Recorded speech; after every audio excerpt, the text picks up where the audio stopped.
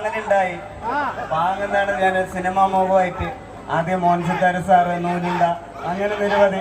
പിന്നെ കുറെ പബ്സ് വന്നിട്ട് നമ്മുടെ ദേവേട്ടൻ, ദേവേട്ടൻ്റെ മോനുണ്ട്, ദേവേട്ടൻ, ഇതൊക്കെ ദേവേട്ടൻ മേലിൽ നിന്ന് കണ്ട്. അപ്പൊ എന്തെങ്കിലും ഒരു പ്രശ്നം വന്ന് തളർന്ന് സങ്കടപ്പെടാനുള്ള എന്ത് പ്രശ്നം വന്ന് തളരാതെ കോൺഫിഡൻസ് ആയിരിക്കാം. ഉസ്പേത്തിന് അവർക്ക് ഡൊമ്പണ് കാടുപേത്തിന്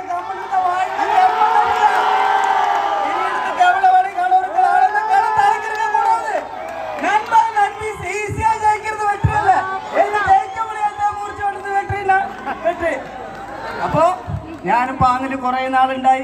അവിടെ നിന്നാണ് സിനിമ ആഗ്രഹം കൊണ്ട് ഞാൻ ഇവിടുന്ന് പോയത്. പറമ്പന്തഴി ഷഷ്ടിക്ക് കുറേ പ്രാവശ്യം വന്നിട്ടുണ്ട്. ഇവിടെ എനിക്ക് അറിയുന്ന കുറേ പേരുണ്ട്, ആരും കണ്ടിട്ടില്ല. ഞാൻ നോക്കിക്കൊണ്ടിരിക്കുകയാണ്. അപ്പോ പറയേ, പേര് പറയേ. ദേവേട്ടാ. അപ്പോ എവിടെ നിന്ന് ഞാൻ തുടങ്ങിയോ ഇവിടെ തന്നെ വന്ന് നിൽക്കാൻ പറ്റിയതും നമ്മുടെ ആലിംഗല പരിപാടിയും നമ്മുടെ ഇവിടുത്തെ വരാൻ പറ്റിയത് ഒരുപാട് സന്തോഷം. അപ്പൊ എന്ത് പ്രശ്നം വന്നാലും ഞാൻ പറയുന്ന പോലെ ചോർന്നൊലിക്കുന്ന ഓലപ്പേരുടെ താഴെ ചുമരും ചാരി കണ്ണു കലങ്ങാനുള്ളതല്ല ജീവിതം. അവിടെ ഉപ്പിലിട്ട മാങ്ങായിരിക്കും താജ് ഹോട്ടലിൽ ഭക്ഷണം കഴിക്കാൻ ആലോചിക്കുക. ഇവിടെ ഇപ്പോ ഒരാൾക്കാർ രജനി സാറിൻ്റെ കൂടെ, ലാലേട്ടനോട്, മമ്മൂക്കൻ്റെ കൂടെ പല ആളുകാരുടെ കൂടെ ഫോട്ടോ എടുത്തിട്ട് നമ്മൾ അതുകൊണ്ട് അസുഖപ്പെടില്ല. അതിനുവേണ്ടി ട്രൈ ചെയ്യുക. ഏത് മേഖലയാണ്, വീൽ ചെയറിലിരിക്കുകയാണെങ്കിൽ, കിടക്കപ്പായി കിടക്കുകയാണെങ്കിലും നമ്മൾ വരുന്നൊരു കോൺഫിഡൻസ് വേണം. അങ്ങനെ ഒരു കോൺഫിഡൻസ് എൻ്റെ നെഞ്ചിലൊരു തീക്കല്ല് പോലെ ആയതുകൊണ്ടാണ് ഇവിടം വരെ എത്തിയത്. അതിനൊക്കെ കാരണം നിങ്ങളും അപ്പോ 7-ാം തീയതി നമ്മുടെ പടം എല്ലാവരും കാണില്ലേ? ഇന്നസെന്റ് പടം കാണണം വിചാരിപ്പിക്കണം. നല്ലൊരു കോമഡി, നല്ലൊരു സൂപ്പർ പടമാണ്.